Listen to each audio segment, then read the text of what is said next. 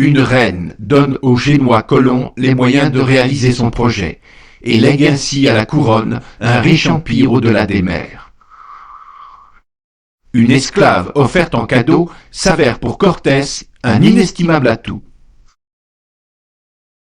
L'ardeur désespérée des Mexicas n'empêche pas Cortés et ses hommes de ruiner la capitale au bout d'un long siège de 3 mois. Les Européens cherchent durant des siècles à trouver un mythique souverain chrétien dans les terres musulmanes. Vasco de Gama poursuit l'exploit de Bartolomé Diaz et atteint le premier les Indes à partir de l'Europe.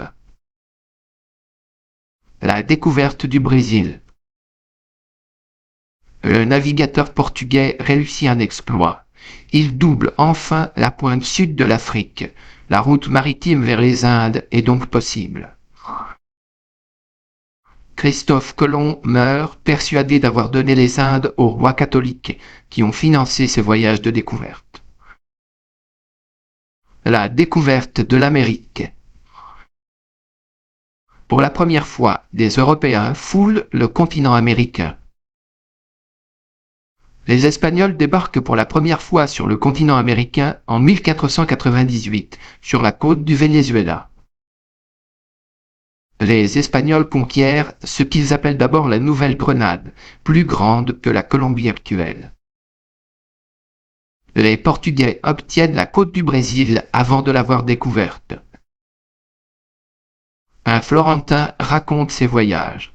Il devient si célèbre que son prénom baptisera le Nouveau Monde. Dès l'arrivée des premiers colons à Hispaniola, les indigènes sont mis au travail forcé. L'amiral s'émerveille de la bonté des habitants d'Hispaniola, mais en déporte pour les vendre comme esclaves. Après leur massacre, les Noirs d'Afrique viendront remplacer leur force de travail. Peu à peu, les navigateurs comprennent qu'ils sont face à un immense continent, pas encore délimité, la terre ferme. François Ier envoie Verrazzano et Cartier se tailler une part du nouveau continent. Une nouvelle terre au nord trouvée par les Français. Le Vénitien Cabot convainc Henri VII de financer son départ pour la Chine et trouve ainsi la Terre Neuve et le Labrador. Cherchant toujours le passage vers les Indes, des navigateurs anglais et français recherchent un passage dans les glaces de l'Amérique du Nord. Ponce de León découvre le jour des rameaux la terre de Floride. Les Espagnols donnent à cette région un nom tiré d'un roman de chevalerie. L'aventurier Balboa est le premier Européen à poser les yeux sur l'immense océan à l'ouest de l'Amérique. Dans la recherche du passage à l'ouest, un grand fleuve est confondu pour une mer. Le Portugais Magellan reprend le projet de Colomb, atteindre les Indes par l'ouest.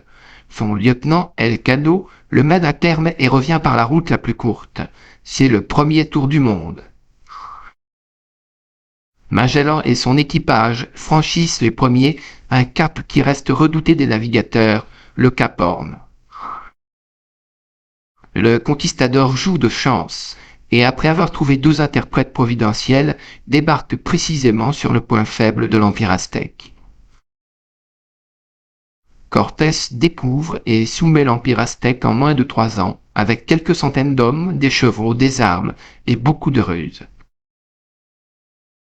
Dieu a permis la conquête des nouvelles terres pour convertir leurs habitants à la foi catholique, ainsi pensent les chrétiens. L'Espagnol Pedro de Alvarado soumet facilement cette province maya. Colomb découvre ce pays que conquièrent les conquistadors à partir du Mexique. Après 3 tentatives, Pizarro et Almagro parviennent à prendre le contrôle d'un empire étendu, fabuleusement riche, le Pérou. Une poignée d'Espagnols s'empare du souverain Inca sous les yeux de son immense armée. Le frère de Gonzalo Pizarro commande une expédition terrible pour trouver le pays de la cannelle. Une minorité en réchappe. Le conquistador Orellana désobéit à son chef et se laisse emporter jusqu'à la mer par un des plus grands fleuves du monde, l'Amazone. Cabeza de Vaca est l'un des 4 survivants d'une expédition de 400 hommes débarqués en Floride. Un personnage de roman raconte ses voyages en Asie. Un Anglais renouvelle l'exploit de Magellan. Dès 1539, l'Espagnol Hernán Soto explore les côtes situées à l'ouest de la Floride, puis les Français et les Anglais repèrent les côtes est de l'Amérique du Nord. En 1585, Sir Richard Grenville découvre l'île de Roanoke au large des côtes de l'Amérique du Nord. Il tente d'établir une colonie sans résultat durable. Le 26 avril 1607, Christopher Newport débarque 144 colons dans la baie de Chesapeake et fonde la Virginie. Le 25 décembre 1620, un groupe de puritains débarque de la Mayflower et fonde Plymouth, première colonie du Massachusetts. On le pressentait 5 siècles avant Jésus-Christ, mais on l'oublie ensuite, la Terre est ronde. Les Européens découvrent l'instrument grec pour mesurer la position des étoiles. Le marin du XVIe siècle peut savoir à quelle distance de l'équateur il se trouve, mais il est encore impossible de calculer la longitude. Un précieux instrument pour le navigateur, la boussole, s'est perfectionné au XIVe siècle. L'extrémité sud de l'Afrique est le point de mire des Portugais, qui parviennent à la contourner après bien des efforts. Avec l'amélioration des connaissances, les cartes s'harmonisent, les terrae incognitae disparaissent. Un géographe alsacien lance une idée qu'il reconnaît mauvaise plus tard, baptiser le nouveau continent America. Un livre de chevet pour Christophe Colomb. Pour naviguer dans les mers inconnues et avoir une chance de rentrer au pays, le navire le plus adapté est la caravelle. Le gouvernail des temps d'eau est une amélioration cruciale pour la navigation en haute mer. Les navigateurs dressent des relevés des côtes. Ces cartes marines, les portulans, sont bien souvent gardées secrètes.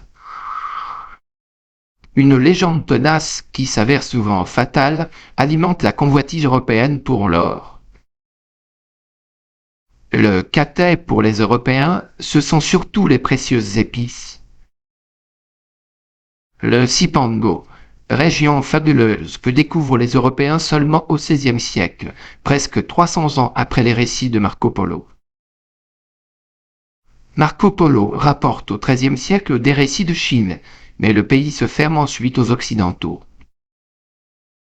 Le long de la route des Indes, sur la côte africaine, les Portugais établissent des comptoirs commerciaux. Grâce à des efforts persévérants, les Portugais établissent une route commerciale avec l'Inde, jalonnée de comptoirs sur la côte africaine. Les îles du Cap-Vert deviennent pour les Portugais une avancée de l'important port de Lisbonne, le long de la route des Indes. Pour les Européens, l'Éthiopie est un mystérieux pays dans les Indes, peuplé de chrétiens.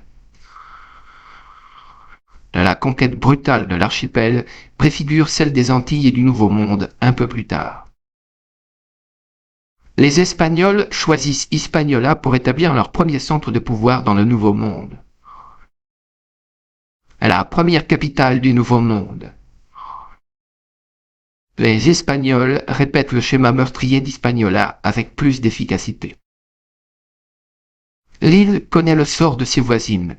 Elle est brutalement conquise et mise à sac. Une cité lacustre très peuplée que découvrent émerveillés les conquistadors en 1519. Installée sur la cordillère des Andes, la civilisation inca se développe autour du culte du soleil. Sa cité principale est Cusco. Sacsayhuaman est l'aigle effrayant, la forteresse inca qui surplombe Quito. L'or et l'argent extraits des mines du Mexique et du Pérou par le travail forcé des indigènes financeront la révolution industrielle de l'Europe. L'or, la soif de l'or et de l'ascension sociale pousse les aventuriers à s'embarquer vers les contrées où tout est possible.